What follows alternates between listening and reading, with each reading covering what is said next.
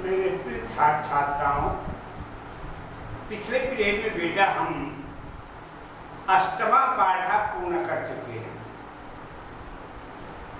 इसके नीचे जो प्रश्न है, प्रश्न क्रमांक 6, कृषि वाला अकारांत पुल्लिंग शब्द का रूप, कारक रचना ऐसा लिखा है, ये बचा था और इसको तुम्हें करना है। मैंने तुमको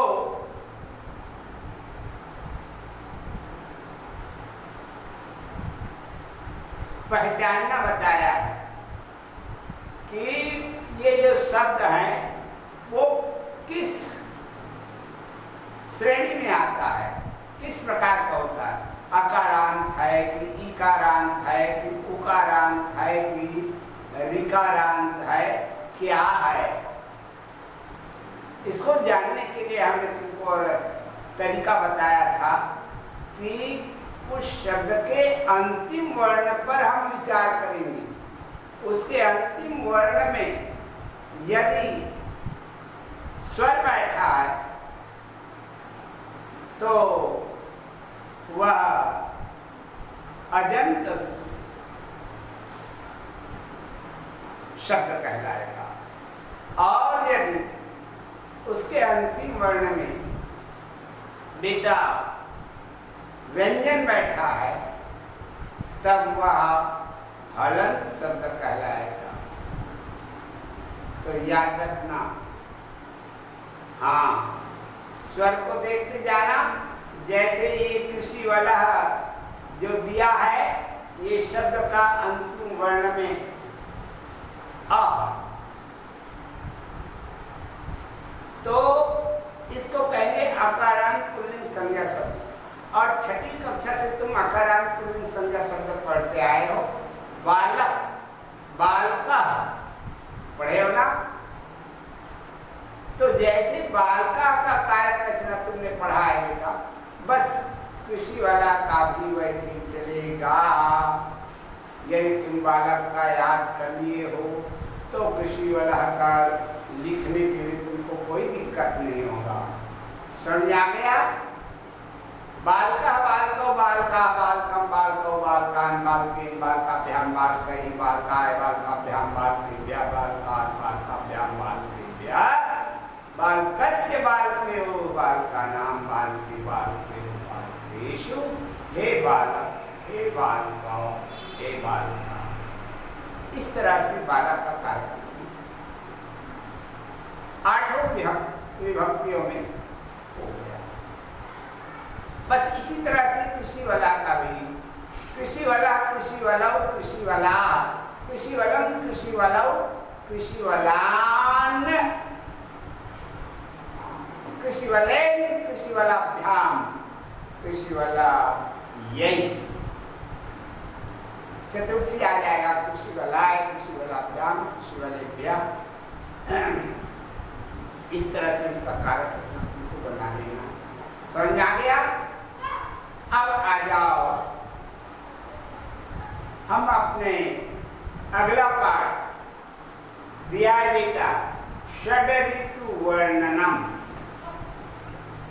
षड माने 6, ऋतु जानते हो, और वर्णम माने वर्णन।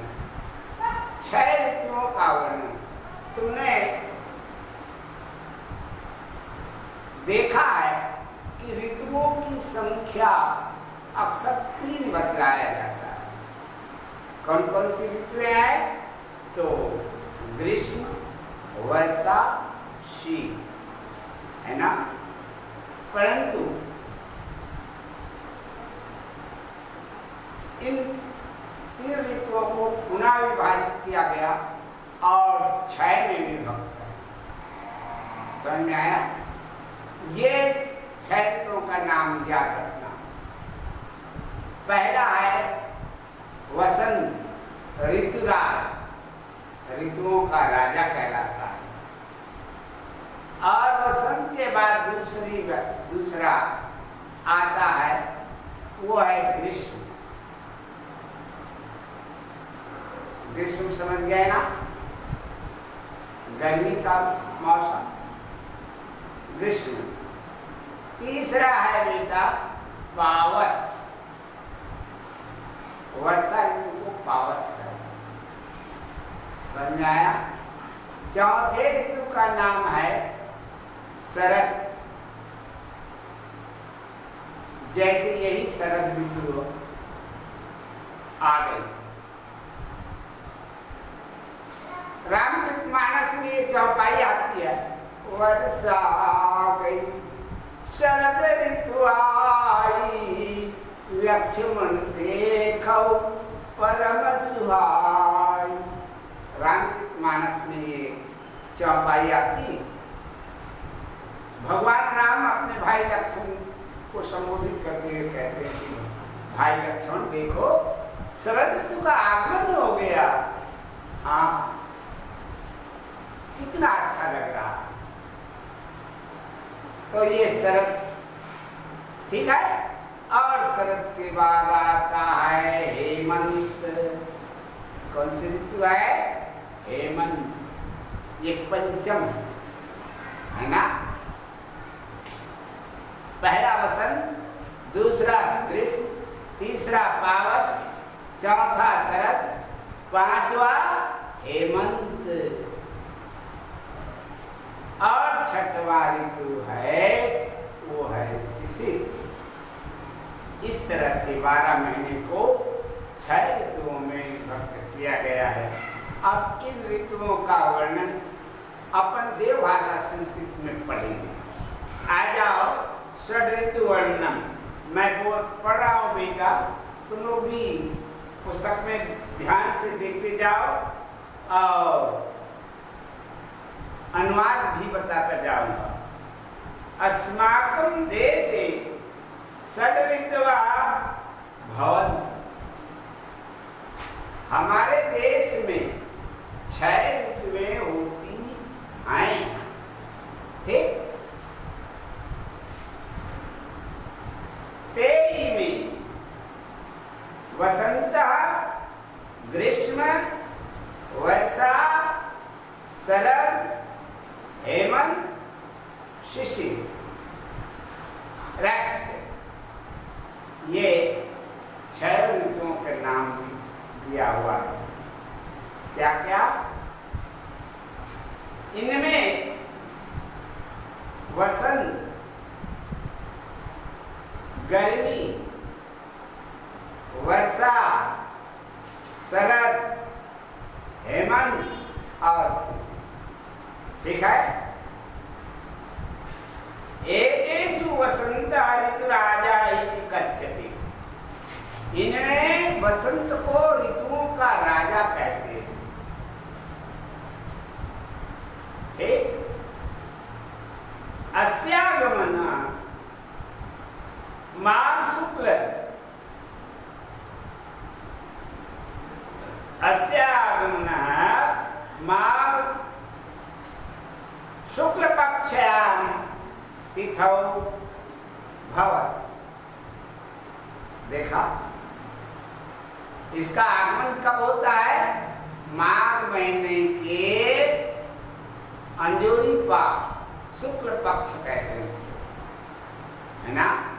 शुक्ल पक्ष और कृष्ण पक्ष। हाँ, एक महीने में 2 पक्ष होते हैं बेटा।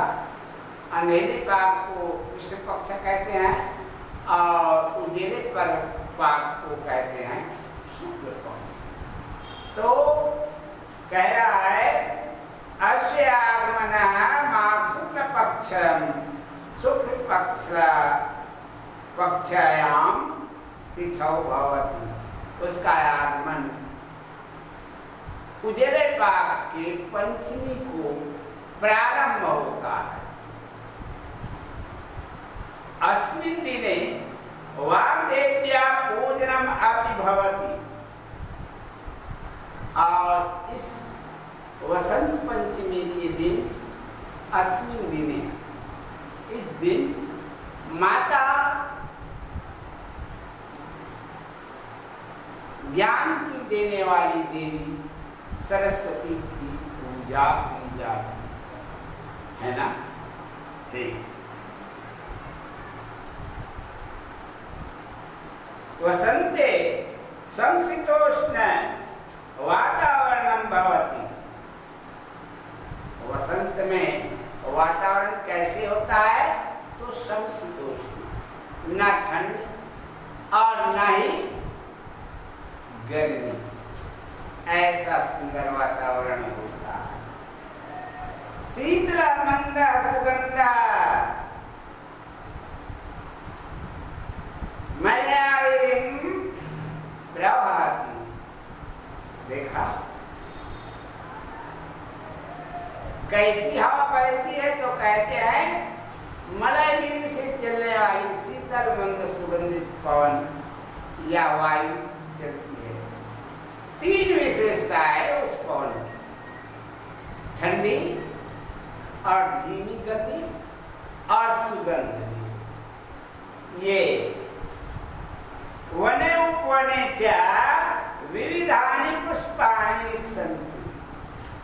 जंगल में बहुत प्रकार के जो वृक्ष है वो फूलों से क्या, किससे? विविधानि पुष्पाणि विकसन्ति, अनेक प्रकार के फूलों से परिपूर्ण रहते हैं। जैसे देखो बहुवर्षीय वृक्ष है, जैसे नीम, करंज, शीशम, है ना, है? इनमें नए नए कोपल आएंगे, हाँ, और फूलों से सुसज्जित हो जाता, वातावरण बड़ा ही रमणीय रहता। तो उसी का करें पुष्पाणि विकसन्ते, फूल खिले होते हैं। पिका कूजंती, कोयल कूजते हैं, है ना। वनचरा नवचरा प्रमुदिता भवन्ति। जंगल में घूमने वाले जो पशु हैं, जो जीव हैं, जो पक्षी हैं, बड़े स्वच्छंदता पूर्वक क्या कहते हैं, प्रमुदिता भवन्ति। इस ऋतु में बड़े प्रसन्न दिखाई देते हैं। वृक्षा नवपल्लानि धारयन्ति। बहुवर्षीय वृक्षों में नए नए कोपल आते हैं, जैसे पीपल है, बरगद है, नीम है ना। ये सब बहुवर्षीय वृक्ष है बेटा। इनमें नए नए कोपल उल्हे पत्ते आ जाएंगे और देखो फिर वातावरण को कैसे सुंदर दिखाई देता। तो उसे कह रहा है वृक्षा नवपल्लानि धारयन्ति, नए नए कोपल धारण करते हैं। आम वृक्षा मंजरी भी है अतीव शोभन्ते, और आम के वृक्ष में मंजरी भी है, उसमें बेटा फूल आते हैं आम के वृक्षों में। कहते थे मौला थी आमा दिखा नहीं तो मौड़ता है, उसी को कह रहा है मंजरी भी अतीव शोभन्ते। इससे बड़ा ही सुंदर दिखाई देता। सुना बेटा, ये दो कड़ियां हो गई। तीसरी कड़ी को देखो, वसंते गते ग्रीष्म आगत। वसंत के जाने पर ग्रीष्म ऋतु आती। ग्रीष्म में प्रचंड सूर्य तापे धरा तपत। भगवान सूर्यनारायण के बड़ी तेज प्रकाश से धरती जो है तप जाती है ना, तपती। प्रचंड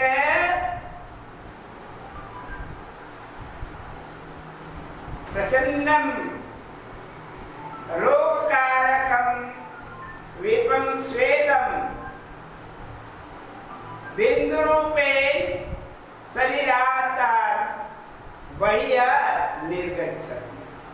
और पसीने के रूप में शरीर जो है वो प्रभावित हो जाता है, पसीने निकलते हैं।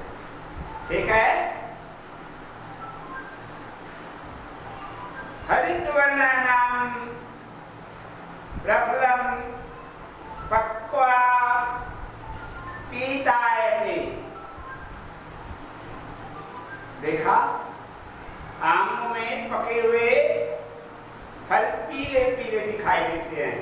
तानी पक्वानि आम्रफलानि अतीव मधुराणि भवन्ति। उन वृक्षों में जो मधुर आम के फल लगे होते हैं बड़े ही सुंदर दिखाई देते हैं।